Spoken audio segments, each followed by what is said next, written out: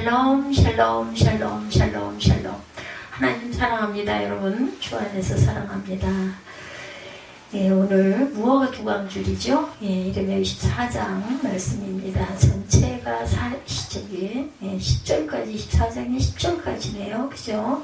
그래서 1절부터 10절까지 내용으로 하나님께 우리 함께 말씀 속에서 은혜를 받도록 하죠.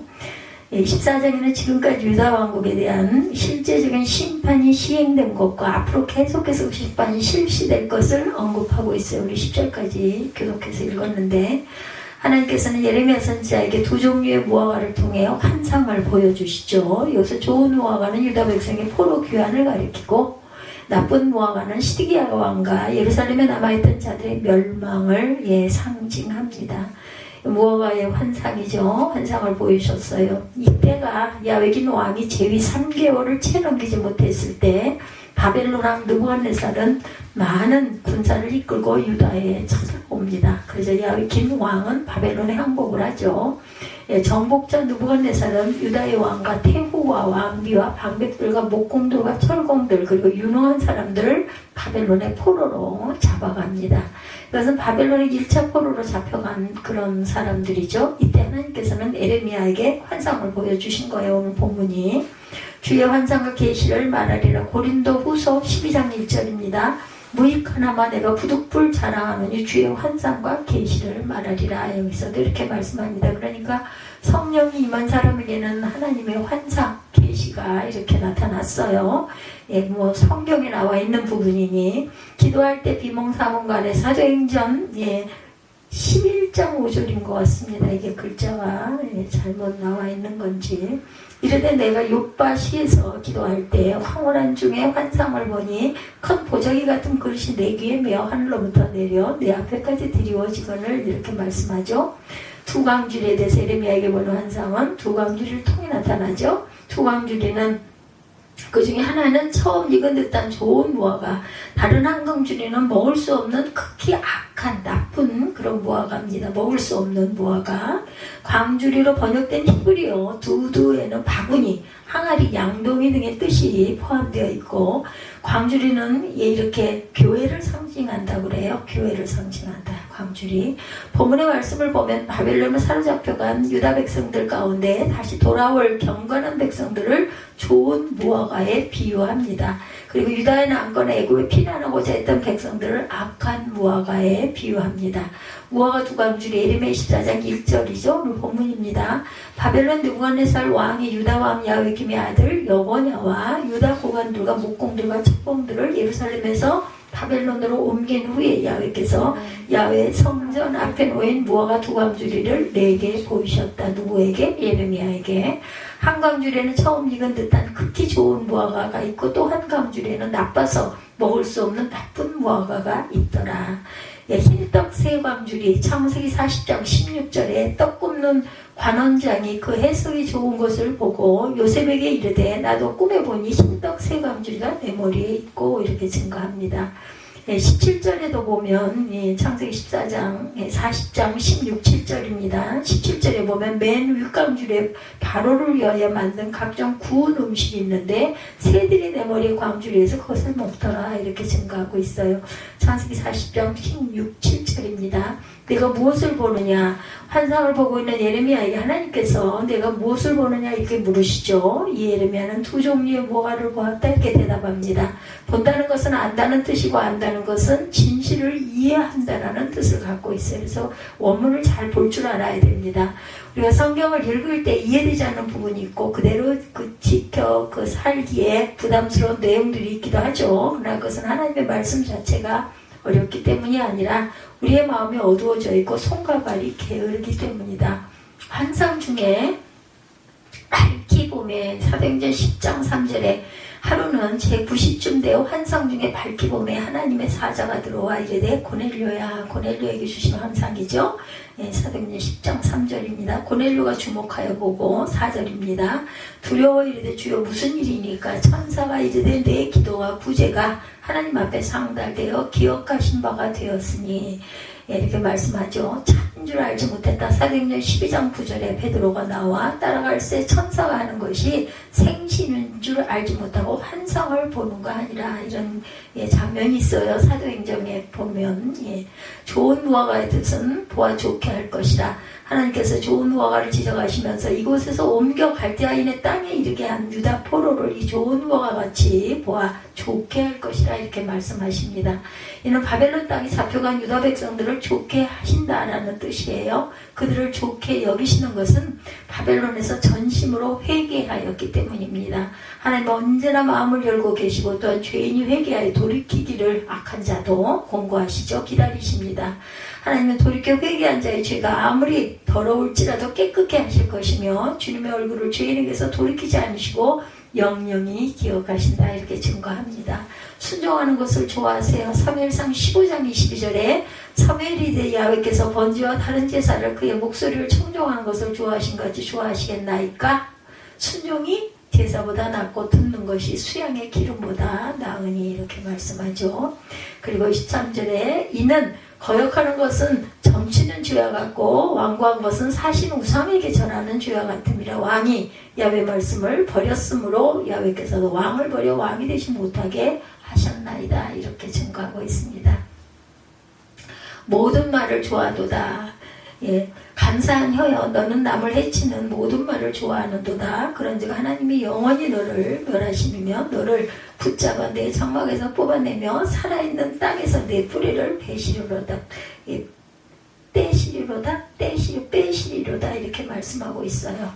이렇게 아까 사무엘상에 나와 있는 말씀 사울을 버릴 때 그런 내용들이죠.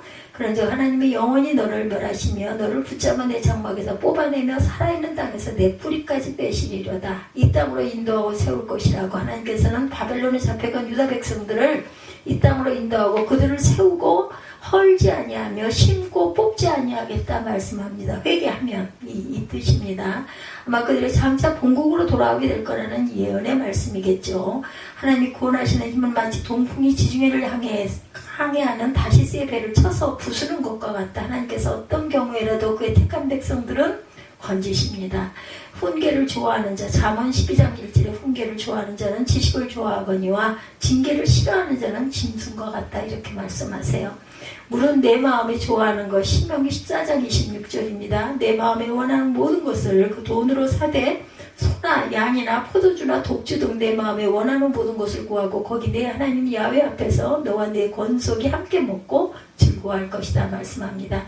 하나님을 아는 마음을 주셨어요. 바벨론 돌아오는 유다 백성에게 하나님은 당신을 아는 마음을 주어 그들로 전심으로 하나님께 돌아오도록 하겠다 이렇게 말씀하고 계십니다. 그로 인해서 이스라엘 백성들은 하나님의 백성이 되고 하나님은 그들의 하나님이 되셨죠. 주 하나님은 천지간의 구원을 베푸시는 유일한 분이시고 아무도 하나님께서 하시는 일을 대신할 수는 없다. 인간의 구원을 위해 기여할 그러한 종교나 사상은 어디에도 존재하지 않습니다. 오직 구원은 하나님으로 말미암은 것이며 그분의 은혜에 기초가 된 것이므로 자신의 인생 속에 하나님을 멸시하는 사람들은 구원의 소망을 가지는 것이 불가능하다. 그러니까 하나님을 멸시하는 사람들, 하나님이 없다 하는 사람들을 얘기하죠. 이웃을 인하여 죄를 담지 않도록 레위기 19장 17절입니다. 너는 내 형제를 마음으로 미워하지 말며 내 이웃을 반드시 견책하라. 그러면 내가 그에 대하여 죄를 담당하지 아니하리라. 우리의 죄를 따라 처치하지 아니한다고 시편 103편 10절에도 우리의 죄를 따라 우리를 처벌하지는 아니하시며 우리의 죄악을 따라 우리에게 그대로 갚지는 아니하셨으니 이는 하늘이 땅의 높음같이 그를 경외하는 자에게 그의 인자하심이 크심이로다 말씀합니다. 하늘이 땅보다 훨씬 높죠. 우리는 갈 수 없는 그러한 높이를 갖고 있습니다. 나쁜 무화과의 뜻입니다. 악한 무화과 같이 버려짐을 받는다. 하나님께서 유다 땅에 남아있는 자와 애굽 땅에 거하는 자들을 악하여 먹을 수 없는 악한 무화과같이 버릴 것이다 이렇게 말씀하죠. 이들이 버림받는 것은 끝까지 회개하지 않고 악을 행하였기 때문이다.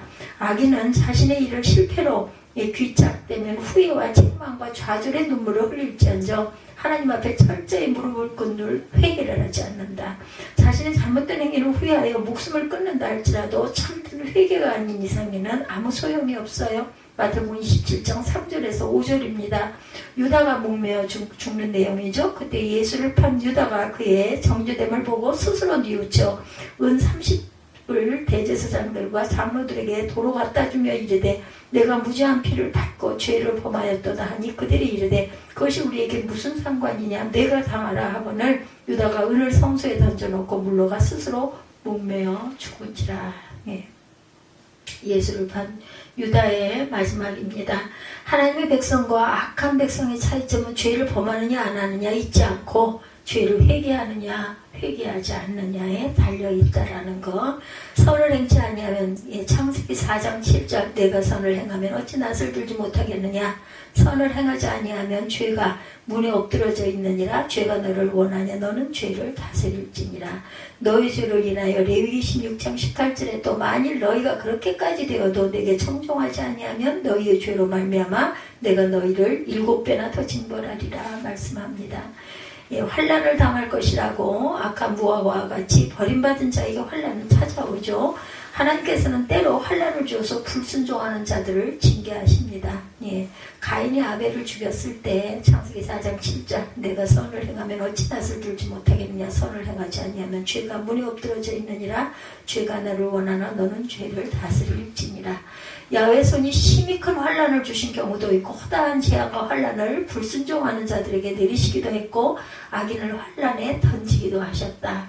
환난은 불순종하는 자들을 징계하시는 좋은 방편입니다. 예,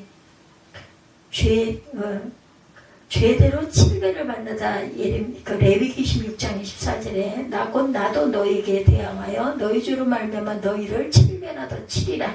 죽음을 당할 것이니라. 신명기 24장 16절입니다. 아버지는 그 자식들로 말미암아 죽임을 당하지 않을 것이요 자식들은 그 아버지로 말미암아 죽임을 당하지 않을 것이니 각 사람은 자기 죄로 말미암아 죽임을 당할 것이니라 말씀하고 있어요. 우리가 죄를 안 짓고 사는 사람이 아무도 없어요. 잘못된 것을 고집 부리지 말고 얼른 깨달으면 마음에 거리낌이 있을 때는 회개하시면 됩니다. 그렇다고 그게 습관이 돼서는 안 되겠죠. 다시는 하지 않도록 우리가 마음에 경계를 열심히 해야 되겠죠. 악한 원수가 들어오지 않도록 멸절시킬 것이다. 하나님께서 재앙을 내리실 때 거기에서 빠져나갈 자는 한 사람도 없어요. 아무리 돈이 많고 권세가 당당하여도 특출한 지체를 갖고 있다 하더라도 제외될 수가 없습니다. 하나님의 심판을 피할 사람도 없고 피할 장소도 없다. 어디에도 하나님은 무소부지하시기 때문에 찾아내시죠. 주는 인애와 긍휼에 한이 없으시지만 불순종하고 거역하는 자는 곧 자비를 거부하고 패역함을 쫓아 행하는 자들에게는 심판을 행하시는 분. 어디에도 숨을 곳은 없습니다. 따라서 우리 모두는 불의에서 떠나고 악은 모든 모양이라도 버리도록 힘써야 할 것이다. 악을 정말 가까이 하지 말아야 돼요. 모양이라도 버려야 합니다. 죄를 당하여 죽을까 하노라. 민수기 18장 22절에 이후로는 이스라엘 자손이 회막에 가까이 하지 말 것이라 죄값으로 죽을까 하노라. 이 죄로 인하여 역대하 24장 18절에 그의 조상들이 하나님 야훼의 전을 버리고 아세라 목상과 우상을 섬겼으므로 그 죄로 말미암아 진노가 유다와 예루살렘에 임하니라 말씀합니다. 그래서 에레미야 24장 결론은 무화과 교훈을 통해서 우리는 자신의 삶이 어디에 속해 있는지를 되돌아보도록 해야 한다. 양과 염소 그리고 알곡과 쭉정이 가운데 어떤 삶으로 향하고 있는지를 우리가 확인할 줄 알아야 합니다. 본문 무화과 두광주리를 내게 보이셨는데 이런 제목이죠. 참목자와 거짓 선지자에 대해서 살펴보면서 참된 것과 거짓의 기준이 어디에 있는가 이렇게 한번 우리 살펴봤어요. 참된 것과 거짓의 그 기준은 사람의 도덕성에 있는 것이 아니라 하나님의 기준에 있다고 했죠. 오늘 본문에 두 무화과가 나오는데 좋은 무화과와 나쁜 무화과가 등장을 합니다. 세상 속에 항상 이런 두 세계가 공존하고 있어요. 우리의 삶 속에도 우리의 일상 속에도 그렇습니다. 사람의 마음속에 선과 악의 두 세계가 공존하고 있는 것과 같죠. 결국 인간은 이 두 세계 속에 싸우며 살아가는 인생이라고 보아야 할 것인데 선과 악의 두 세계 속에서 많은 사람들은 자신들은 참으로 착하고 선하게 살아왔다 자부하고 살아가기도 합니다. 근데 우리 그렇지 않죠. 은혜를 받으면 받을수록 나는 정말 죄인이옵니다. 이 고백이 나옵니다. 항상 마음에 그 뉘우침과 또한 부족함이 항상 부끄럽죠. 그래서 인간의 기준에서 볼 때 착하고 선하게 살아왔다 할지라도, 그렇다 할지라도 착하고 선하게는 정말 착하게 왔습니다 할지라도 하나님의 기준으로 본다면 전혀 다른 인생을 살아온 자가 될 수도 있다. 남유다 백성들이 그러했다는 거죠. 남유다 왕들과 종교 지도자들과 백성들은 자신들은 하나님을 섬기며 잘못 없이 살아왔다고 생각하는데 그게 바로 잘못된 거죠. 그러나 하나님 보시기에는 그들은 아주 악한 삶을 살아온 자들이다. 남쪽 그 목포에 여름에 무화과 과일이 아주 흔하게 먹을 수 있다고 하네요. 하나님 보시기에 좋은 무화과인지 나쁜 무화과인지 살펴보는 그러한 우리 모두 그리스도 이름으로 주님께서 축복하세요. 본다는 것이 특징 지어진 세대가 바로 현대입니다. 피에르 그 바빈이 지은 시청각 인간이라는 책에 나와 있는 내용에 보면 어제는 책과 흑판으로 교육을 하였다. 오늘은 텔레비전과 컴퓨터로 교육을 한다. 어제는 글씨와 말로 의사소통을 하였다. 오늘은 화면을 보면서 일하는 시대다. 이런 내용이 있습니다. 이제는 동네 작은 학교가 배움에 어제는 동네 작은 학교가 배움에 터였다. 오늘은 안방에서 우주중계로 세계를 보고 배우고 있다. 이제는 편지와 전화로 어제는 소식을 전했으나 오늘은 비디오폰으로 소식을 전하고 있다. 이것을 보면 바빈의 말대로 오늘의 인간은 시청각 인간이라고 지적해 놓고 있어요. 그래서 오늘 책 속에서 이 시대는 팩시밀리 시대로 사이버 시대다 이렇게 표현합니다. 이렇게 세계는 급전진하고 변하고 있습니다. 급진적으로. 한강 상류에 피서객들이 많이 모여들기도 하죠. 거기서 16살 난 고등학교 1학년생이 물속에서 허우적대고 있었다고 그래요. 구경꾼은 많은데 누구 하나 뛰어들어가서 구해주는 자가 하나도 없더랍니다. 그래서 이 학생은 결국은 익사하고 말았다고 그래요. 구경꾼은 많은 시대, 건져주는 사람은 없어져 가는 시대다.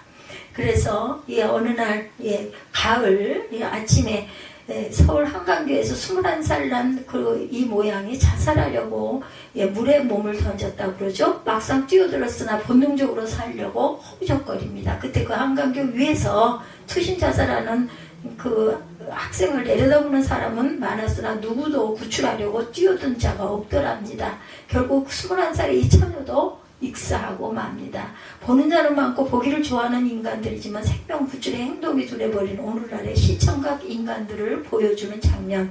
옛날 에레미야는 오늘 시대처럼 문화가 발달되지 않은 고대 시대의 사람이었으나 볼 것을 보았고 보면서 깨달은 선지자였다라는 특징을 갖고 있어요. 그러나 하나님으로부터 무엇을 보냐고 3번이나 질문을 받습니다. 그때마다 무엇을 보았습니다 라고 솔직한 대답을 한 것이 에레미야서 오늘 본문입니다. 살구나무까지를 보았다고 말하죠. 이레미야 1장 11절 13절에 하나님이 에레미야에게 질문을 합니다. 무엇을 보느냐 물으니 살구나무까지를 본다 이렇게 나와 있습니다. 그래서 하나님은 내가 잘 보았도다 칭찬하세요.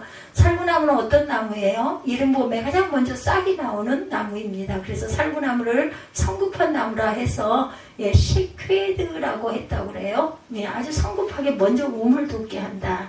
그러면 이 성급하게 싹을 내는 살구나무를 보았다는 것은 무엇을 의미하는가? 여기에 대해서 에스겔 7장 10절 11절에 해석을 하고 있어요. 볼지어다 그날이라 볼지어다 임박하였도다 정한 재앙이 이르렀으니 몽둥이가 꽃이 피며 교만이 싹이 났도다 이렇게 말씀합니다. 7장 11절에는 포악이 일어나 죄악의 몽둥이가 되었은즉 그들도 그 무리도 그 재물도 하나도 남지 아니하며 그 중에 아름다운 것도 없어지리로다.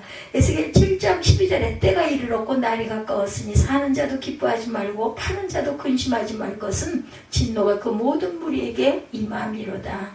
몽둥이가 꽃을 피웠다는 것이고 교만이 일찍 싹이 났다는 거예요. 포악과 그런 몽둥이가 너무 일찍 설친다는 강포의 몽둥이가 너무 일찍 설친다는 뜻으로 나와 있습니다. 그러나 유다 백성의 흉한 교만이 너무 일찍 빠르게 나왔다는 뜻이에요. 아직도 덜 되었는데 교만의 싹부터 먼저 나왔다.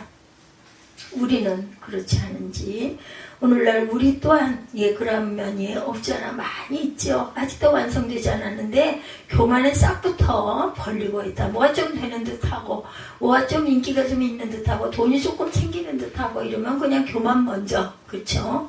아직도 자기 주위가 성공을 못했는데도 교만부터 먼저 올라와 있다. 하나님 보실 때 아주 답답해 하실 것인데 예레미야 13장 9절에 보면 유다의 교만을 보여주었는데 그 교만도 작은 교만이 아니라 큰 교만이다 말씀합니다. 이사야 9장 9절에서 10절에도 보면 교만 때문에 하나님의 징계를 받았는데 그래도 그들의 교만이 해결되질 않습니다. 벽돌이 무너졌으니 우리는 다듬은 돌로 쌓을 것이다 라고 교만을 부렸어요. 뽕나무들이 찢기자 우리는 백향목으로 대신하겠다 소리칩니다. 모든 백성이 이사야 9장 10절에 보면 벽돌이 무너졌으나 우리는 다듬은 돌로 쌓고 뽕나무들이 찢겼으나 우리는 백향목으로 그것을 대신하리라 하는도다. 모든 백성이 에브라임과 사마리아 주민이 될 것이거늘 그들이 교만하고 완악한 마음으로 말하기를 이렇게 말한다라는 거죠. 이 인간들의 자만과 오만이 하나님 보시기에 얼마나 답답하고 기가 막히셨겠는가. 왜 인간에게는 교만이 있는가. 성경에 보면 몇 가지 이유가 있네요. 고린도전서 8장 1절에 보면 고등한 지식 때문이다 말합니다. 우상의 재물에 대하여 우리가 다 지식이 있는 줄 아니 지식은 교만하게 하며 사람은 덕을 세우나니 옛날에는 바벨탑을 세워졌으나 요즘은 우주탑을 세워놓습니다. 인간의 지식이 이렇게 올라갔다. 굉장히 교만해졌다는 거죠. 호세아 13장 6절에 배가 부르기 때문에 교만해졌다라고 말씀합니다. 그들이 먹어준 대로 배가 불렀고 배가 부르니 그들의 마음이 교만하여 이로 말미암아 나를 잊었느니라. 잘 사는 사람이 교만하지 못하는 사람이 교만한 걸 받겠는가. 잘 사는 사람, 교만하지 못하는 사람이 교만한 걸 보았겠는가. 비천한 사람이 교만한 걸 봤습니까? 항상 존귀한 자들이 교만해집니다. 이사야 3장 5절에 너무 존귀했기 때문에 교만하다라고 말하고 있어요. 에스겔 7장에도 보면 너무 사치스럽게 장식하고 있기 때문에 교만해졌다라고 증거합니다. 몸에 장식을 잘하고 다니는 사람이 교만하죠. 우리 가정 안에 장식을 잘하는 사람일수록 교만하다. 우리가 성령의 감동으로 우리 자신을 볼 줄 알아야 합니다. 우리 민족을 볼 줄 알고 우리 민족이 아직도 그렇게 잘 사는 민족이 아닌데도 교만해질 수 있어요. 교만을 떨다가 나라의 계엄을 선포했던 대통령이 무기징역을 받죠. 사실은 그 사형을 구형했던 그 전 대통령도 계셨습니다. 그랬다가 무기징역으로 돌렸다고 제가 그 신문에서 잠깐 봤습니다. 세계 관광객들을 통해서 민족들에 대해 통계를 내놓은 것이 있는데 일본은 잘 사는 나라 민족이지만 일본 관광객은 교만하지는 않았다고 하네요. 한국 사람이 제일 교만하다고 하네요. 어째서 우리 민족이 다른 나라의 부경을 가 그렇게 교만하게 했는지 세계 관광객들 중에 가장 교만하게 표현을 하고 있다는 것입니다. 그것이 자부심인지 교만인지 그것까지 분석해 놓았다고 하네요. 자부심은 일본 사람에게 당할 수가 없답니다. 교만은 한국 민족에게 당할 수가 없다고 그러네요. 오늘 우리 자신이 어느 정도 교만의 수준에 올라와 있는지 옛날 유대 땅 유다 백성들의 교만은 아무것도 아니라고 합니다. 하나님 보시기에 얼마나 답답한지 교회도 얼마나 도도하기 그지없는지 큰 교회일수록 어찌 도도한지 담회장 한번 만나려면 하늘의 별 따기처럼 어렵다 그러죠. 오늘 우리 교회가 교만해 있지는 않은지 우리 교인들이 교만해 있지는 않은지 아직도 덜 되었는지 교만의 싹부터 나 있지는 않은지 우리 자신에게 스스로 물어봐야 합니다. 그렇기 때문에 많이 가진 것보다는 정말 없이 살아도 하나님을 알고 겸손한 자로 사는 게 더 복이 아닐까 싶습니다.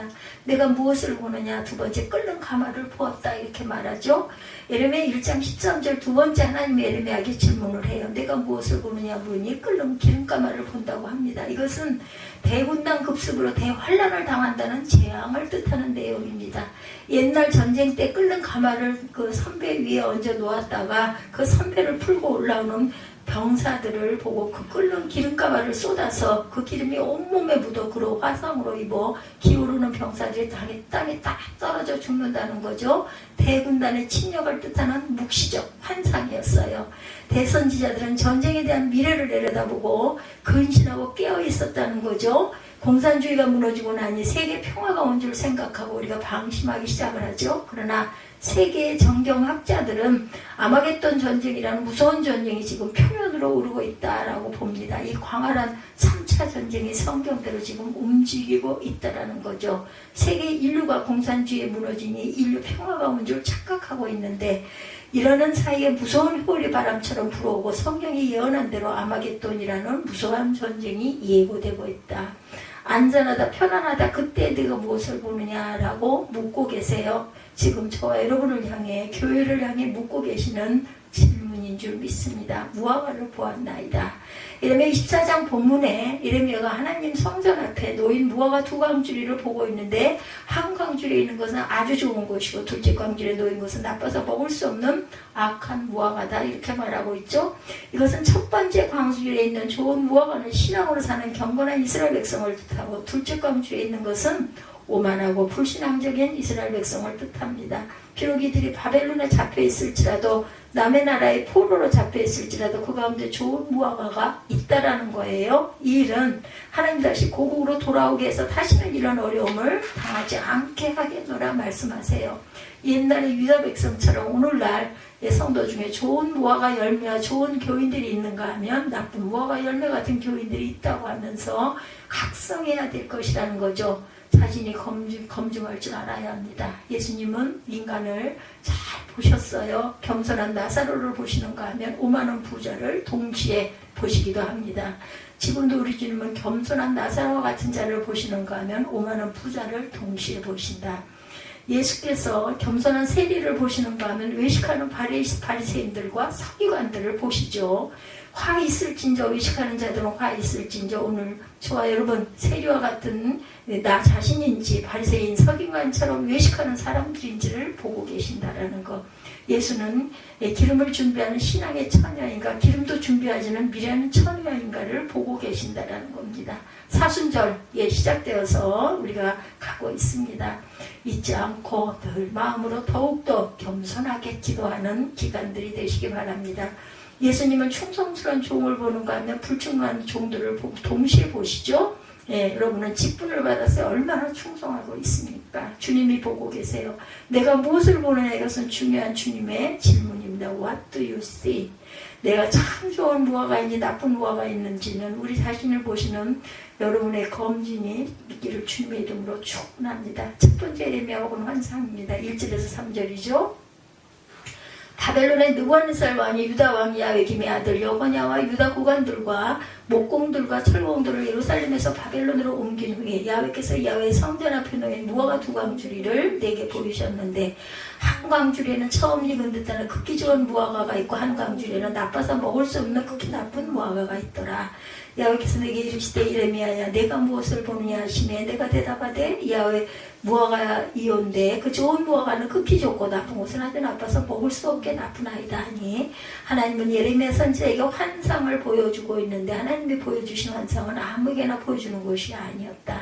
오늘날도 하나님은 이러한 환상을 보여주시지만 대부분 말씀으로 하나님 자신의 뜻을 가르쳐 주시고 인도하시는 하나님이시죠. 하나님이 보여주신 환상은 아무에게나 보여주신 것이 아니라 하나님 마음에 합한 자에게만 보여주신 것이 하나님의 환상이었듯이 오늘날도 하나님의 말씀을 주실 때 아무에게나 말씀을 주시지 않는다는 것을 우리가 알아야 합니다. 예레미야가 본 환상에 대해서 세 가지로 살펴보죠. 첫째는 환상을 보던 시기가 언제였는지 분명하게 언급합니다. 1절에 바벨론 2차 침공 때 요시야를 이어 왕이 된 여호아하스가 애굽왕 바로 누구에게 의해 애굽으로 끌려가자 그 뒤를 이어 요시야의 아들이자 여호아하스의 형인 야외김이 왕에 올랐는데 그는 애굽을 가까이 하면서 바벨론을 대적하는 정책을 시행합니다. 주전 605년 바벨론 왕 느부갓네살은 애굽을 정복하고 반 바벨론 입장을 취하던 남유다를 침공합니다. 이것이 바벨론의 1차 침공이었어요.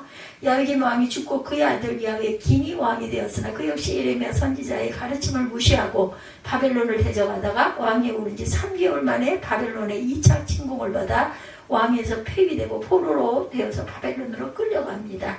그때 여러 고관들과 목공들과 철공들은 포로로 잡혀갔는데 대략 10,000명의 포로들과 나라의 보물을 모두 다 바벨론으로 가져가죠. 열왕기하 24장 12절에 16절에 증거합니다.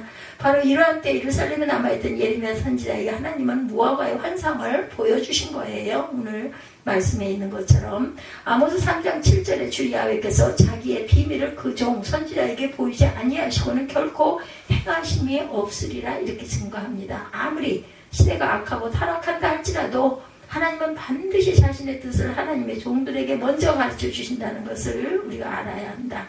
이것은 곧 아무리 세상이 타락한다 할지라도 하나님의 신실한 종들은 존재한다는 사실을 의미합니다. 이루 말할 수 없이 타락했던 엘리야 시대에도 바알에게 무릎 꿇지 아니한 7,000명을 감추어 두신 하나님이시죠. 남은 자 7,000명.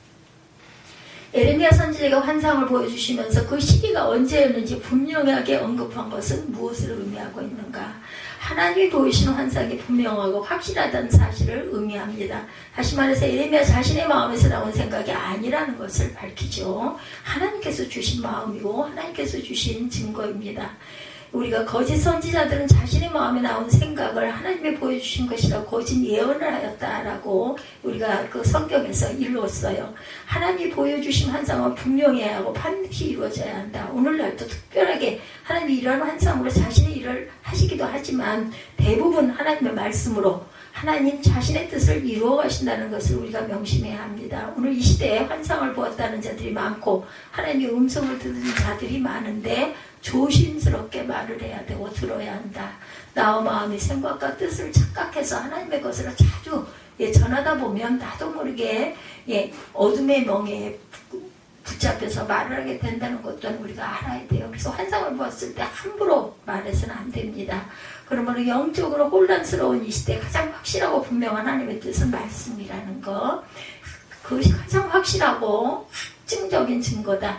하나님이 보여주시는 환상과 계시는 개인적인 미래를 보여주시고서 하신 것이 아니라 하나님의 일을 이루기 위하여 보여주신 거라는 것을 우리가 알아야 합니다. 오늘날 이 시대에 예수 믿고 있는 많은 자들이 개인적인 일로 하나님의 음성을 듣고 하나님의 뜻을 알기를 원하는 자들이 너무나 많은데 어린아이 같은 신앙이라는 것 또한 생각해 봐야 합니다. 그렇다고 개인적인 기도를 하지 말라는 것이 아니라 개인적인 기도를 구하되 어떤 음성으로 환상으로 응답을 받으려고 하지 말라는 것, 말씀으로 우리가 기도해야 된다는 것.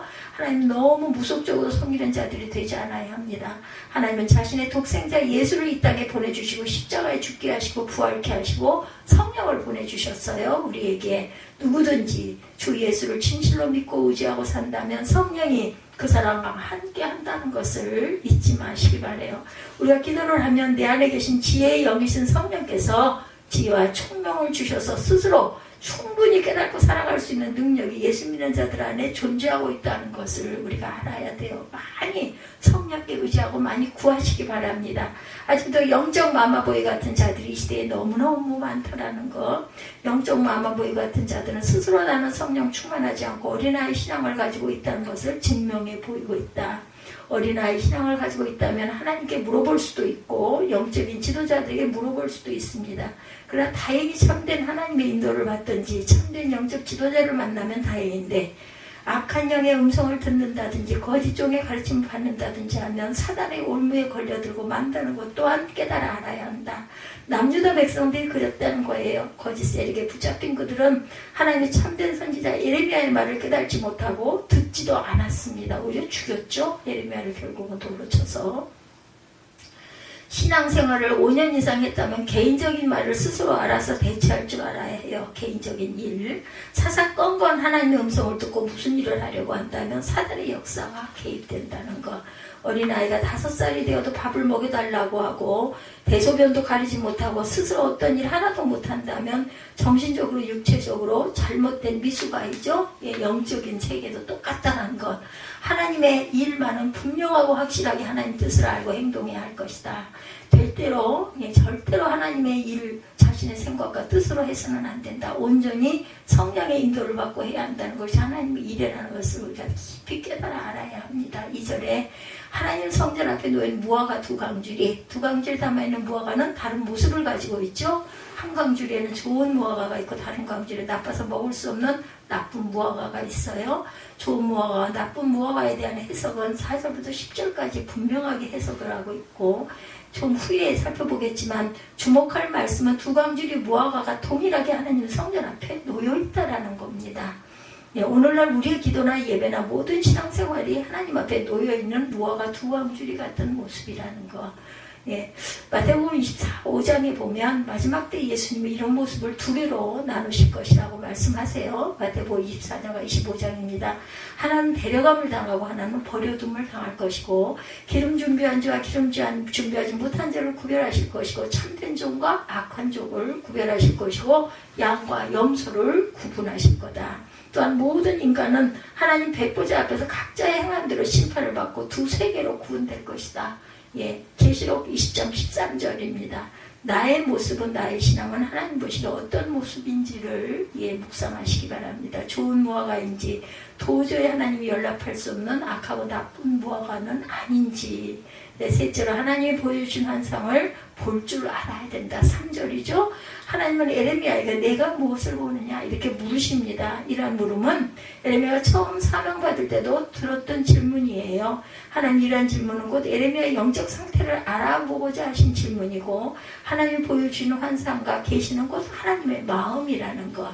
그러므로 에레미야가 이런 환상을 볼 줄 알았다는 것은 하나님의 마음을 가지고 있었다는 것을 의미합니다. 우리가 어떤 색의 안경을 쓰느냐에 따라서 세상이 달라 보이죠. 예, 주님이 주신 안경, 주님이 바라보게 하시는 안경을 쓰시기 바랍니다. 우리의 눈앞에도 하나님이 보여주신 계시의 말씀들이 있어요. 성경 안에. 그런데 하나님의 마음을 가지고 보지 아니하면 깨달을 수가 없다.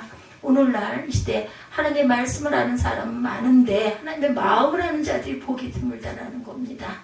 하나님 말씀을 전하는 자들은 많은데 하나님 마음을 전하는 자들이 보기 힘든 세대. 환상과 계시를 보여주고 하나님 말씀을 주신 것은 나의 생각과 뜻을 전하라는 것이 아니라 하나님 마음을 전하라고 하신 것. 우리의 눈에 지금 무엇이 보이십니까? 에레미야 8장 17절입니다. 공중의 학은 그 접한 시기를 알고 산비둘기와 제비와 두루미는 그들이 올 때를 지키거늘 내 백성은 야훼의 규례를 알지 못하도다. 이렇게 통탄하는 장면이 나옵니다. 공중의 새도 자신들의 때를 알고 지키는데 하나님의 백성들이 하나님의 뜻을 듣고도 하나님의 마음을 모르고 때도 모른다면 어떻게 된 자들인가. 우리가 살아가는데 개인적인 일도 중요하지만 하나님의 택함받은 자들이라면 하나님 마음을 깨닫고 살아가는 것이 더욱 중요하다는 것을 깊이 깨달아 알아야 합니다. 부모의 마음을 모르는 자는 불효자이듯이 하나님의 마음을 모르고 신앙생활하는 자는 위험천만의 신앙생활을 하고 있다는 것 또한 명심해야 한다. 두 번째 좋은 무화과입니다. 4절에서 7절에 야훼 말씀이 내게 임하니라 이르시되 이스라엘의 하나님 야훼께서 이와 같이 말씀하시니라. 내가 이곳에서 옮겨 갈대아인의 땅에 이르게 한 유다 포로를 이 좋은 무화과 같이 잘 돌볼 것이다. 내가 그들을 돌아보아 좋게 하여 다시 땅으로 인도하여 세우고 헐지 아니하며 심고 뽑지 아니하겠고, 내가 야훼인 줄 아는 마음을 그들에게 주어서 그들이 전심으로 내게 돌아오게 하리니 그들은 내 백성이 되겠고 나는 그들의 하나님이 되리라 말씀하세요. 영적인 눈을 가진 예레미야 선지자에게 하나님의 말씀이 임하죠. 영적인 세계를 볼 줄 모르는 자들에게 하나님은 절대로 말씀을 주시지 않는다는 것을 깨닫기 바랍니다. 하나님은 에레미야 선지자에게 좋은 무화과가 무엇을 의미하고 있는지 세 가지로 말씀하죠. 첫째는 바벨론 땅에 포로가 되는 것이 좋은 무화과라는 거예요. 이것은 당시 남유다 종교 지도자들과 백성들의 생각과는 너무나 다른 말씀입니다. 어떻게 적국으로 나라의 적국의 포로가 된 것이 좋은 무화과가 될 수 있겠는가? 어떻게 노예가 되어 사는 것이 좋은 무화과가 될 수 있겠느냐? 그러나 남유다는 하나님의 작정된 심판을 받을 수밖에 없는 나라였기 때문에 생명이 살고 유지하려면은 포로로 가야 한다라는 거죠. 그러면 자신들의 죄를 인정하고 하나님의 심판에 순종하는 자들에게 좋은 무화과가 되도록 해주시겠다라는 것이에요. 예, 우리의 삶 속에 어떤 고난이 있습니까? 그 고난이 나의 죄로 인한 고난이지, 그 고난이든지 하나님의 특별하신 연단의 고난이든지 불평 원망하지 말고 감사함으로 고난을 풀 줄 아는 믿음들이 되시기 바랍니다. 비 온 뒤 땅이 단단해지는 일이 있죠. 하나님 앞에 좋은 무화과가 되기 원한다면 어떤 고난 속에서도 감사하는 저와 여러분들이 되셔서 주시는 것을 잘 순종하고 기도하고 나아가십시다. 근데 이러한 마음이 말처럼 쉽지가 않아요. 어렵지도 않은데 많은 사람이 문제 앞에 낙심하고 믿음은 온데간데 없이 되고 많은 것은 많은 자들이 고난이 왔을 때 예수를 쳐다보지 않고 고난만 바라오기 때문에 그 문제에 짓눌려서 기도도 안 나오고 절망의 늪속에서 헤어나지를 못한다. 남유다 백성들이 바벨론의 핍박 앞에도 하나님의 말씀에 순종하고 바벨론 포로가 되어 끌려가야 했던 것처럼 우리에게 어떤 고난이 찾아온다 할지라도 예수 신앙 안에서 오직 예수만 바라보고 나아간다면 그곳에 평강의 예수를 만나게 될 것이다. 둘째로 회복시켜 주시겠다고 6절에 말씀하죠. 하나님 남녀들을 심판하신 것은 완전한 멸망의 심판이 아니었다. 하나님의 계획은 이미 70년이라는 포로 기간을 두고 계셨어요. 그러므로 남유다 백성들이 하나님 말씀에 순종하고 자신에게 찾아온 고난을 그대로 감당했다면 하나님의 때에 다시 새롭게 회복시켜 주시겠다라는 거죠.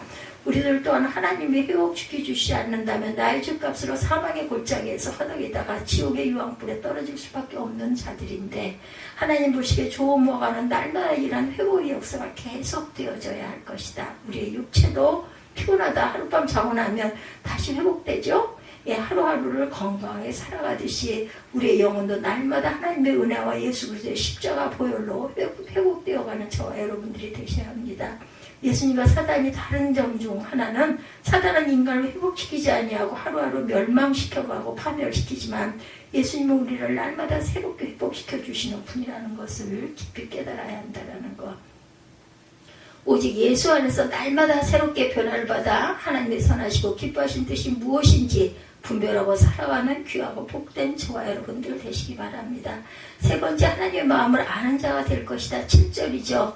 예, 하나님의 택함받은 자들이라면 하나님 마음을 아는 자들이 되어단다. 하나님 마음도 모르고 하나님 사랑하고 예수를 사랑한다는 것은 거짓말이죠. 남유다 백성들은 하나님이 자신들을 얼마나 사랑하는지 하나님 마음을 몰랐기 때문에 좋은 무화과가 나무가 될 수가 없었다는 거예요. 예, 하나님 마음 아는 것 어렵잖아요. 말씀을 몰라도 괜찮습니다. 기도를 못해도 괜찮아요. 능력받지 못해도 괜찮아요.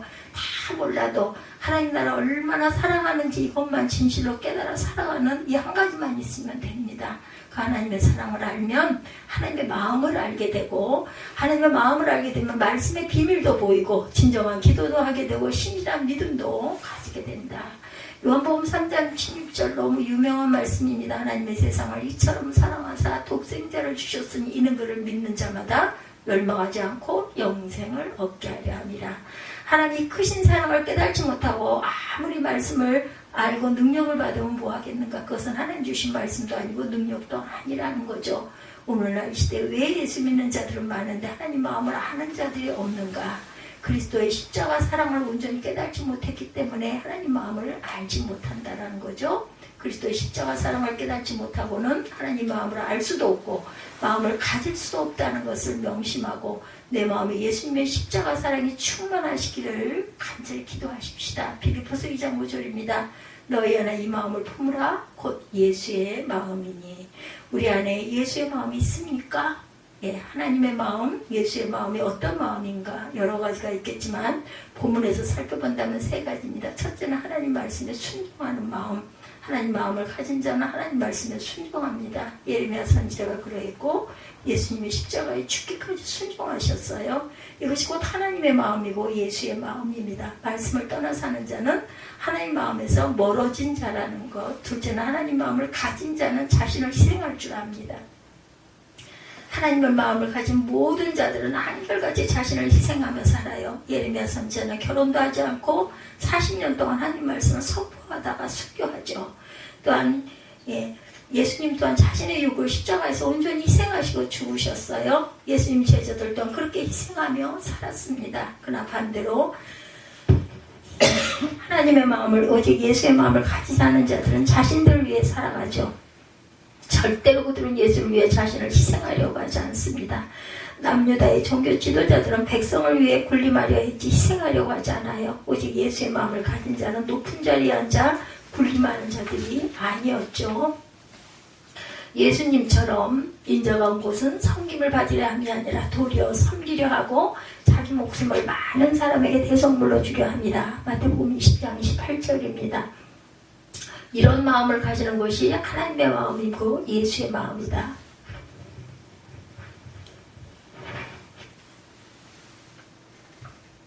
셋째로 하나님 마음을 가진 자는 땅의 것에 마음을 두지 않습니다. 짐승의 특징 중에 하나는 하늘을 쳐다보지 않는다는 거예요. 짐승들은 땅의 것만 추구하며 삽니다. 인간도 땅의 것만 추구하며 살면 짐승 같은 인생을 살 수밖에 없다.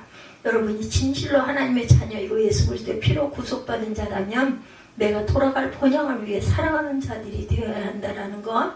하나님 마음은 택한 자들에게 계속해서 말씀합니다. 이 땅은 너희가 있을 영원한 곳이 아니니라. 이 음성을 들으십니까? 야고보서 4장 14절입니다. 내일 일을 너희가 알지 못하는도다. 너희 생명이 무엇이냐? 너희는 잠깐 보이다 없어지는 안개니라. 하나님 마음을 가진 저와 여러분, 하나님 나라에서 영원한 기쁨을 누리며 살 것을 생각하면 그 나라를 위해 살아가는 귀하고 복된 저와 여러분이 되시기를 주님의 이름으로 축복합니다. 세 번째입니다. 나쁜 무화과죠. 8절에서 10절입니다. 야훼께서 이와 같이 말씀하시니라. 내가 유다의 왕 시드기야와 그 고관들과 예루살렘의 남은 자로 이 땅에 남아있는 자와 애굽 땅에 사는 자들을 나빠서 먹을 수 없는 이 나쁜 무화과같이 버리되 세상 모든 나라 가운데 흩어져 그들에게 환난을 당하게 할 것이며 그들에게 내가 쫓아보낸 모든 곳에서 부끄러움을 당하게 하며 말거리가 되게 하며 조롱과 저주를 받게 할 것이며 내가 칼과 기근과 전염병을 그들 가운데 보내 그들이 내가 그들과 그들의 조상들에게 준 땅에서 멸절하기까지 이르게 하리라 하시니라. 남유다는 예레미야 선지자의 말을 끝까지 듣지 아니하고 시드기야 왕 시대에도 바벨론을 대적하다가 주전 588년 바벨론의 3차 공격을 받고 모두 다 멸망하고 맙니다. 그러므로 나쁜 무화과는 곧 하나님의 말씀을 끝까지 외면하고 무시하고 산 자들을 의미합니다. 오늘날도 교회를 다니고 예수를 믿는 자들 가운데 말씀이 순종이 하지 않고 사는 나쁜 무화과 같은 자들이 많아요. 우리도 그러한 자들이 되지 않도록 각성해야 되겠죠. 그러한 나쁜 무화과에게 임하는 하나님의 진노가 두 가지. 첫째로 세상 모든 나라 가운데 흩어져 환난을 당하게 하고 조롱거리가 되게 하실 것이다. 부조리죠. 하나님의 예언을 무시하고 또한 외면한 남유다 백성들은 낯설은 바벨론 땅에서 70년이란 긴 세월 동안 노예로 살면서 세상 사람들의 조롱거리가 되죠. 1세대는 다 죽고 2세대도 나이가 많아서 해방이 되죠. 예수님의 가르침을 무시하고 예수님의 십자가에 죽인 유대인들은 2000년 동안 나라도 없는 민족이 되어 세계로 흩어져 멸시와 천대를 받은 민족으로 살았어요. 2000년 동안을. 1948년에 나라가 다시 서죠. 오늘날 이 시대도 하나님 보시기에 나쁜 무화과 같은 자들이 되어서는 안 된다. 하나님은 그들에게 반드시 환난을 주시고 사람으로부터 조롱거리가 되게 하신다는 것을 알아야 합니다. 마지막 때에 창세 이래로 무서운 환난이 찾아올 텐데 하나님 말씀을 외면하고 무시하고 산 나쁜 무화과 같은 자들은 무서운 환난 속에서 고통을 당하게 될 것이다. 신명기 18장에 하나님 말씀을 순종하는 자에게 임하는 복과 순종하지 아니한 자에게 임하는 저주의 말씀이 68절로 길게 말씀하고 있죠. 근데 68절 중 말씀에 순종한 자에게 임하는 복의 말씀이 14절인 반면에 저주의 말씀은 54절이 기록되어 있습니다. 이것은 곧 말씀에 순종하지 아니한 자들이 더 많이 존재할 것이라는 것을 의미하죠. 하나님은 말씀에 순종하며 산 자에게 범사에 하나님이 함께 하시고 복을 주시지만 순종하지 아니하면 하나님의 저주가 범사에 끊이지 않고 일어나게 하시겠다고 하세요. 말씀에 순종하며 영적으로 육적으로 하나님이 주시는 복을 누리며 살아가는 저와 여러분이 되시기 바랍니다. 둘째는 칼과 기근과 전염병을 보내 멸망할 때까지 이르게 하실 것이라고 10절에 말씀하죠. 칼과 기근과 전염병은 전쟁으로 일어나는 재앙입니다. 남유다는 바벨론에게 3차에 걸쳐서 전쟁을 치르면서도 예레미야 선지자의 예언을 무시했고 하나님께 회개하지 않았어요. 오늘날 이 시대도 다르지 않다는 거. 예수님은 마태복음 24장에서 마지막 때 일어날 징조에 대해서 분명히 말씀을 해주셨는데도 오늘날 교회를 다니고 예수를 믿고 있는 자들이 그 말씀에 귀를 기울이지 않고 있다는 것.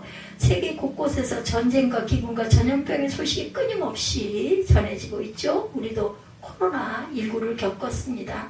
지진의 안착 그 징조도 전 세계 곳곳에서 급속하게 증가되고 있고 세계에서 13번이나 일어나고 있는 그 지진, 우리나라에서는 4번 일어났다고 그러죠. 지구 밑에는 인간의 과학으로 알 수 없는 이상한 일들이 많이 일어난다는 거.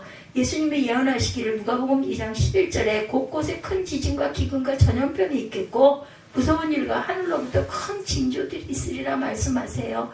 남유다의 나쁜 무화과 같은 자들이 하나님의 나라는 재앙 속에서 보호함을 받지 못하고 멸망되는 것처럼 마지막 때에도 하나님 보시기에 나쁜 무화과 같은 그런 믿음을 가진 자들은 대관란 속에서 보호받지 못하고 멸망받게 될 것이다. 남유다의 거짓 선지자들이 재앙이 임하지 않을 것이라고 백성들을 미혹시켰던 것처럼 오늘날도 거짓 종들은 계시록에 기록된 일들이 상징적이고 영적인 사건이라고 가르치고 있고 교회와 예수 믿는 자에게는 7년 대환란을 겪지 않냐고 휴고된다고 가르치고 있다고 하네요. 계시록은 사도 요한이 장차될 일을 보고 그대로 기록한 예언서임을 믿어야 합니다. 장차되어질 일, 계시록, 구약의 모든 예언서가 역사 속에서 그대로 이루어졌듯이 우리가 지금 보고 있죠. 신약의 단 한 권뿐인 계시록의 말씀도 반드시 장차 이루어질 예언서임을 깨달아 알아야겠다. 남유다가 하나님의 예언을 선포한 예레미야 선지자의 말을 믿지 못하고 멸망받았던 것처럼 마지막 때에도 다시 오실 예수를 선포하고 계시록의 예언을 선포하는 말씀을 믿지 아니할 때 남유다처럼 칼과 기근과 전염병 속에 고통을 당하게 될 거라는 것을 깨닫고 말씀의 비밀을 바로 알아서 순종하는 저와 여러분이 되시기를 주님의 이름으로 축복합니다. 하나님 보시기에 저와 여러분은 어떤 무화과일까요? 말씀을 맺습니다. 좋은 무화과일까 나쁜 무화과일까? 우리는 모두 하나님 앞에 서 있는 두 무화과 광주리 같은 모습임을 깨달아야 하며 좋은 것과 나쁜 것은 인간의 기준이 아니라 하나님의 기준이라는 것, 그 하나님의 기준의 잣대는 하나님의 말씀이라는 것. 계시록 11장에 보면 하나님께서 두 증인들에게 측량하는 지팡이 같은 갈대를 주시면서 성전 안에 있는 자들을 측량하고 성전 뜰에 있는 자들을 측량하지 말라고 말씀합니다. 측량받지 못한 성전 뜰에 거한 자들은 3년 6개월 동안 짓밟히는 비참함을 당하게 될 것이다. 두 증인들이 측량하는 갈대를 뭐라고 의미해요? 갈대란 히브리어로 키논, 카논인가요? 카논이라고 하는데 이 의미는 고든 막대기입니다. 그 신앙의 척도를 재는 말씀의 자를 의미한다는 거죠. 다시 말해서 하나님은 마지막 때의 말씀의 잣대로 좋은 열매와 나쁜 열매를 구분하실 것이라는 것. 나쁜 열매는 아무런 가치도 없는 조금도 불쌍히 여기지 않은 무가치한 존재가 될 것이다. 노아 시대에 노아의 8명을 제외한 말씀에 순종하지 아니한 자들은 하나님 보시기에 무가치한 자들이기도 했기 때문에 홍수로 멸망케 하셨어요. 노아 시대에도 약 1000년 동안 말씀에 순종케 하려고 하였지만 인간은 하나님 말씀을 외면하고 무시합니다. 이스라엘 백성들을 애굽의 노예에서 해방시켜 광야에서 40년 동안 말씀에 순종케 하나님 백성으로 삼으려 했지만 그들은 끝까지 말씀에 순종하지 아니한 결과 하나님의 말씀에 순종한 갈렙과 여호수아를 제외한 모든 자들이 광야에서 죽습니다. 그리고 가나안 땅에는 갈렙과 여호수아 외에 20세 이하만 들이게 하시죠. 우리의 믿음을 무엇으로 보일 수 있겠는가? 나의 믿음의 열매를 무엇으로 증명해 보일까? 행한 믿음이 없는 것은 죽은 믿음이라고 하죠. 죽은 믿음에는 좋은 열매를 구할 수가 없습니다. 좋은 열매를 맺기를 원한다면 율법적으로 말씀에 순종해 좋은 열매를 얻을 수가 없어요. 좋은 열매를 얻을 수 있는 비밀은 요한복음 15장 4, 5절에 내 안에 거하라 나도 너희 안에 거하리라. 가지가 포도나무에 붙어있지 아니하면 스스로 열매를 맺을 수 없음같이 너희도 내 안에 있지 아니하면 그러하리라. 나는 포도나무여 너는 가지라. 그가 내 안에 내가 그 안에 거하면 사람의 열매를 많이 맺나니 나를 떠나서는 너희가 아무것도 할 수 없습니다. 이 말씀을 깊이 묵상하고 기록하는 저와 여러분들이 되시기를 주님의 이름으로 축복합니다. 오늘 길었지만 예레미야 24장 1절에서 10절 두 강주리의 비유를 우리 풀어서 함께 은혜를 나눴습니다. 결단하시고 기도하시고 축도로 예배를 마치도록 하겠습니다.